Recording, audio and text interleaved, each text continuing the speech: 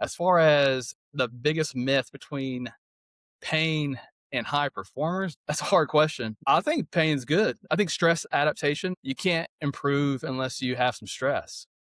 And so if we're calling stress pain, then I think You didn't start a business to put out fires, but here you are, holding the extinguisher.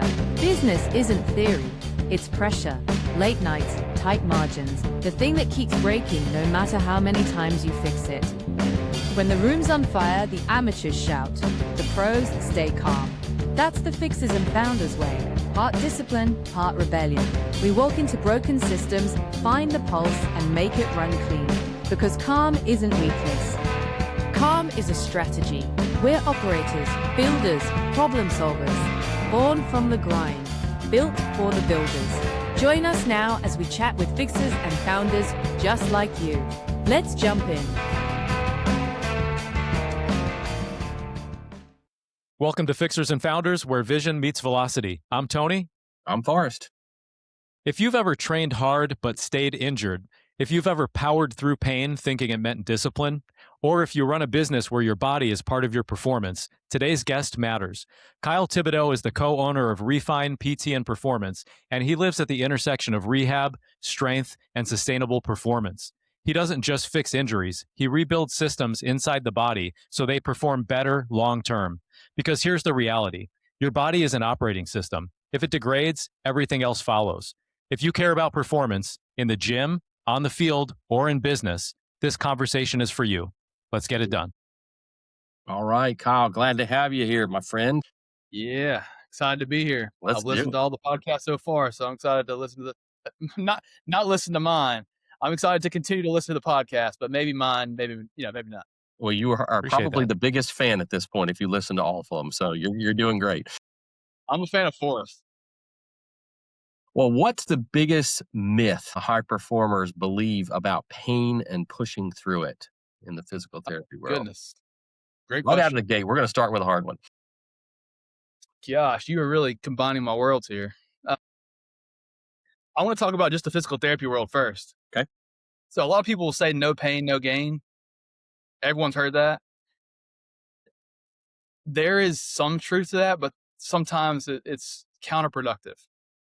In the physical therapy world, with certain conditions like a tendon, whenever you want to get a tendon better, you have to load the tendon and put some force through it. And so some pain is okay. But if you overdo it or underdo it, you're kind of missing the boat. But the research shows that you actually do want some pain. So in that sense, no pain, no gain can be effective. But then you load other tissues, like some types of fractures or something else that may not need to be loaded. No pain, no gain is not the go-to. So it's very dependent on the tissue that is injured on the no pain, no gain side of things. As far as the biggest myth between pain and high performers, good gosh, that's a hard question. But yeah, I think pain's good. I think stress adaptation, that's what I talk about all the time in PT. You can't improve unless you have some stress. And so if we're calling stress pain, then I think pain is good. You just have to always use a reading level analogy. If we're in second grade and we want to improve our reading level, we have to read third or fourth grade level books. We can't read 12th grade. We can't read kindergarten, first grade. There's just not enough stress there. So if we're talking about pain and performance in the business world, we have to have a little bit of stress, which we'll call pain, to actually make some improvement and some adaptation. Yeah, one of the illustrations I've seen with regard to stretching people is a rubber band, and you can stretch it, and it's useful if there is stretch in the rubber band. There is Right. force on it. If there's no force, then it's useless. But if you stretch it too far That's and it right. breaks, then it's useless as well. So there's that middle ground of pain that sounds like that's where it is. That's right. I use that for the work-life balance conversation. Yes, The rubber band. it's a good one. It is. Yep. That makes a lot of Totally. sense. Kyle, you work with both athletes and operators, right? Correct. So you do a fair amount of both rehab and performance training, I suppose? So yeah, we do a lot of like the front end rehab that you would think would be, right after a surgery or just acute pain, someone walks in the door. But also I work with the local university down here with some of the football, baseball, softball players and just people in the community on the like return to sports side too. And I would call that more the performance side. So, with that, what do people most often misunderstand about the difference between rehab and performance training? Yeah, it's a great question. And there are some quotes around that that I actually really like. And some people would say that rehab is performance in the presence of pain, or rehab is performance in the presence of injury. So I think there's definitely some overlap and some gray there when that moves from rehab to performance. But in general, I think of performance more of like optimization. How do we optimize or progress? Even in the person who's just your average Joe non-athlete, like how do we just optimize their function? That's more performance for me. Whereas rehab is getting someone back to at least some type of baseline. That makes sense. Yeah. Yeah. So, what's one small habit people ignore that makes the biggest difference over 5 to 10 years? A good one. Yeah. And don't tell me working out because I have that problem right now. So we're going broad. No, we're not talking about physical therapy. Got it. Man, I want to say working out, but I think it's not even that. Like I think some people just shoot too far, Yeah. and their goal is great, and I like big goals. I think they're a good thing, but I think a lot of times it just needs to be a like one goal, and it needs to be step count or something super simple. Like let's just move more, and then let's add on top of that. Where a lot of people, I'm going to commit to going 5 days a week, an hour in the morning at 5 a.m. every morning, and it's just like you never wake up at 5 a.m. to begin with. Now now you're trying to wake up early, so you have to break that habit. Now you're going 5 days a week when you've been going zero. So I think a good place to start is just to move more and start getting some momentum around that. And then once you do that, then start bumping it up. But I'm a big fan of setting really, really small, realistic goals, building some buy-in and some momentum before we actually start adding on top. I like that because you know Scott Miller, right? Yeah. That works with Sid. So Scott, I know that he's helped me over the years, and one of the things he said that a lot of people, and so, just I'll put it out there, men get out there and they think they can bench what they benched in high school, and they're now 35 or 40 years old, and so they just start out, with 250 pounds and try to go at it, and that's where the injuries really occur. Whereas if you start small and just work your way back up into a rhythm and work into that motion, you're much more likely to have success and less injuries. Totally. Yeah. That's the key. It's building up the load tolerance. If the load exceeds the capacity, that's when injuries are more likely to occur. Yeah, and I may open up a can of worms with this, Kyle, though. I read a lot of studies, I see a lot of headlines about things, and one that I've seen more often than not lately, and it does jive with what you said. Really, the best thing you can do is just simply walk more, not even Yeah. run, just walk. Maybe just daily walks after dinner has shown to be the most beneficial thing you can do for longevity. Yeah. It doesn't have to be crazy. And that's what I think most people miss. Like my dad. My dad, love my dad to death. But he likes TV. He likes to watch the TV. But really, if he just got up and walked around during the commercials, and I'm going to send him this podcast so he can hear this. Uh, but in the commercial, if he just walked around a little bit more, improved the step count, it would be really beneficial for him. There's some studies showing 10 minutes of walking twice a day decreases the risk of dementia, diabetes, cardiovascular disease, all these things by 20, 30, 40, 50%. It's pretty Yeah, significant just walking a little bit yeah, more.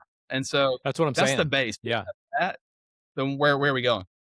Oh, Yeah, and that's that's been cool. eye-opening for me as of late because, again, I keep coming across those headlines and I'm like, "Wow, yeah, that's legit," and it rings true. I'm like, "Yeah, that makes sense. I could see that being that way."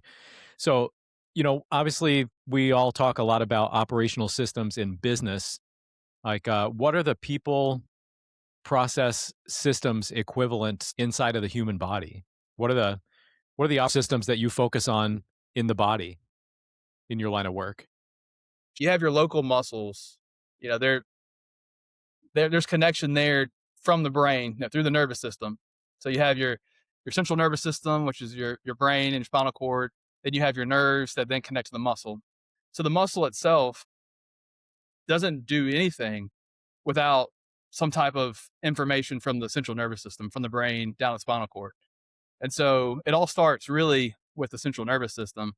And just because you have a strong muscle doesn't mean that it can even be activated fully. So our muscles, they're very efficient, and we have different types of muscle fibers. Try not to get too in the weeds here, but they're only going to activate what they have to activate.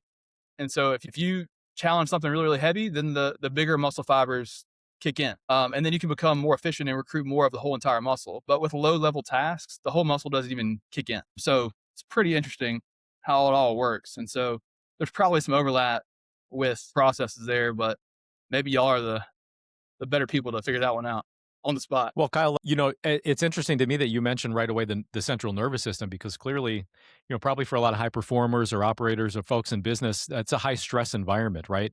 So Yeah. if your nervous system is always in fight or flight, is that the parasympathetic? Maybe like is Fight or that the flight fight or is flight? sympathetic, right? Yeah, how Sympathetic. does that impact? How does that impact then? I guess you're talking about that's a core of how your body's going to function. If you're constantly stressed and you're stuck in that parasympathetic mode, what does that look like for people? In a physical sense. Yeah. So, gosh, I can nerd out here. The parasympathetic nervous system, we can actually track that now by these wearables that we have, our watches, the Whoop band. If you're familiar with any of those, the Aura Ring, you can actually track your parasympathetic state. And so the the heart rate variability is the term, is the metric that people are tracking. And so I'm not gonna get into the weeds on it, but basically it tells you if you're sick, your heart rate variability is going to be off, and it'll pick it up on these watches and Whoop bands and Aura rings. My wife actually found out she was pregnant from the Whoop band, and so her resting heart rate increased and her heart rate variability decreased, and so that's a sign that something's going on. You got a Potentially, parasite in you. something's going on. Either you're sick or something else. But we were alerted that 3 days later. Took the test positive, so we can track a lot of our natural state of balance, so to speak. Are we in the sympathetic or more parasympathetic dominance category from a lot of these tracking systems now, which I think's really, really cool. And honestly, I mean, if I had to guess, a lot of business owners are stressed and probably not sleeping as much. And so their heart rate variability is probably off. And it would be something you could actually track from a watch or a ring or a band. That's well. Yeah, that's a good answer. I mean, there's the definite systems, and now we've got some KPIs, and we got our scorecard. So good deal. Yeah, that's right. That's it. So, how do you help someone differentiate between productive discomfort versus damaging strain?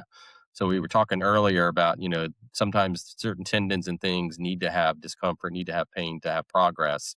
But how do you help someone differentiate between, discomfort that's productive versus damaging strain? Yeah. So I pretty much use the tendon research for all of my frameworks for making progress in the PT space.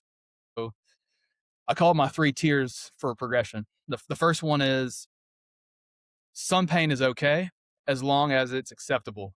As long as, you could say no more than a 5 out of 10 on the pain scale.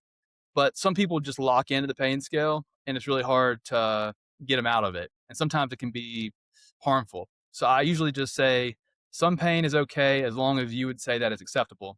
What that really means to me is tier number two, I don't want it to be increased past 24 hours.